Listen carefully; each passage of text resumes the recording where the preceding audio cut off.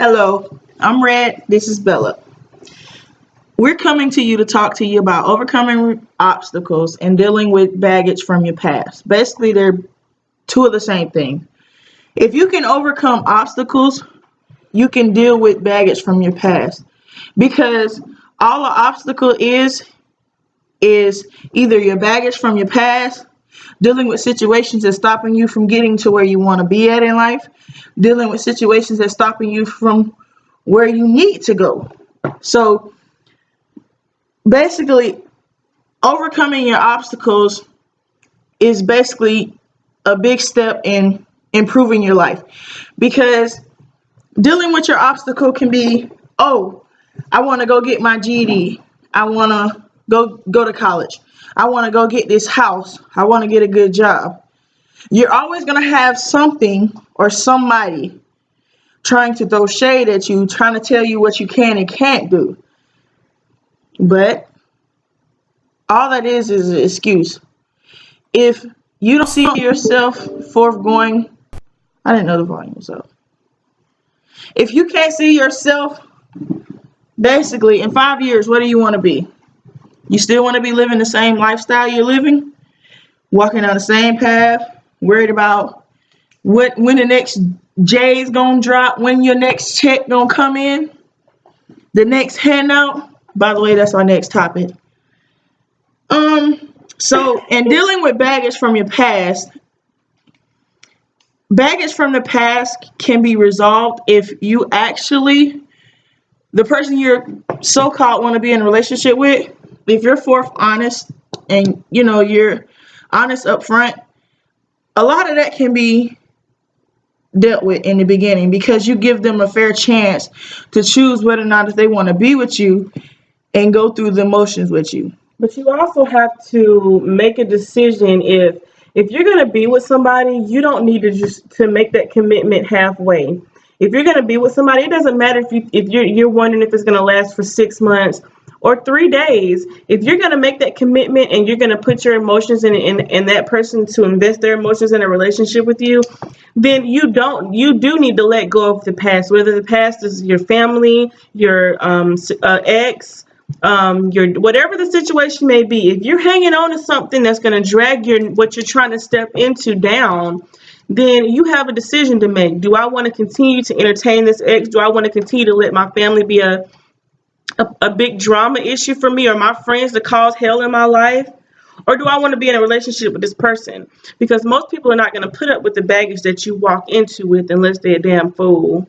But do you see yourself actually going somewhere with this person? Like, do you see yourself in 5 years where both of y'all are doing better than what y'all are doing now? Because if you don't, I wouldn't get in a relationship with them. And I'm not saying use them, but I'm saying if both of y'all can't benefit and grow from y'all relationship, then you shouldn't be in a relationship with that person.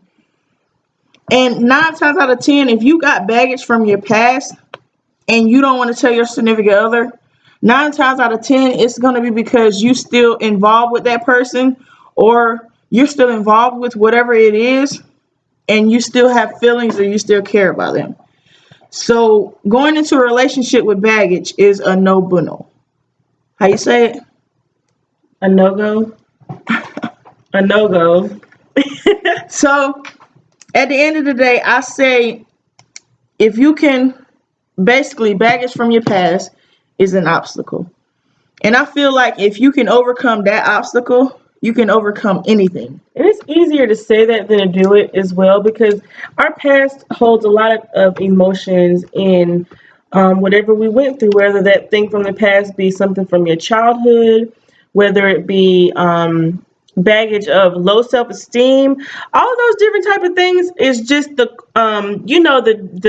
dealing with the ex, and you're distracting me, like all the things like hanging on to exes or dealing with drama with your family or your friends. Some of that stuff stems from something that's deeper than that. And so by overcoming obstacles and dealing with baggage from your past can also deal with just learning how to, because that's the whole concept of being happy with yourself before you walk into a relationship. Because if you still have low self-esteem, or you're still trying to fill voids in your life from something that happened to you as a child, you're going to continue to create these cycles that you've been doing throughout your whole life, whether it be with friends, relationships, family, whatever. And you're going to walk into that in your new relationship, and it ain't going to do nothing but just start that cycle all over again. So like, I'm just trying to kind of piggybacking off of what she said when she's saying, walking into something with a mindset that you want it to work, and not just saying, well, I want it to work, but I'm still going to hang on to this crap from that I've been doing for 27 years. No, like letting go of the cycles and the toxic poisons that are creating problems in your life, and walking into something that you're ready to change in your life, like completely reinvigorate yourself to a new situation. Because a new relationship, or even being single, do it with the mindset that you're ready to change something, because you can be single and still be in these same cycles, because it's going to be with family, exes, friends, or a relationship. Your exes and your family, I'm not gonna say it like that, because you can cut an ex off, but you can't cut your family off. Some people will, some people can't. But your family is gonna be your worst enemy. If it's a problem anyway. And I say that because when it's time for you to step up, or when it's time for you to do better for yourself, 9 times out of 10, it's going to always be that one family member to tell you, oh, I ain't worried about you. You can't do this. You can't do that. And you have some families that support you 100%. And I'm not going to say it's the same in everybody's situation. But I will say your family, it will be your worst enemy. They can be. Your friends, the ones you surround yourself with, is example of yourself. So just look at the friends that you hang around with, and basically that's how people look at you. If you hang around with thugs, drug dealers, dope boys, that's how the world's going to look at you. So if you don't want to be the next statistic in life, I advise you to get up and do something about it, because it is what it is. And the big thing to remember about life and the decisions that we make is change is a good thing. You should be constantly changing in your life until the day you die. Because if you're not changing, if you're not moving, you're static. That means you're not growing. Change is growth. So a big issue, and just a little thing that we dealt with in our relationship, is when we got together, a lot of her friends were like, oh, you got with her and think you better than everybody else. That's another topic. Well, I'm using that as an example. People look at change as if it's a negative thing, because she has turned her life into a new direction. She did. I had nothing to do with that. All I do is support her in the decisions that she makes for herself. Let's clear this up. She has nothing to do with that. She doesn't put the pen and paper in my hand. She's not in my head. She's not doing anything for me. Mm-hmm. And yes, I have had friends, and like I've said before, I've had friends that I had to cut off, best friends that I've had to cut off, because they were disrespectful.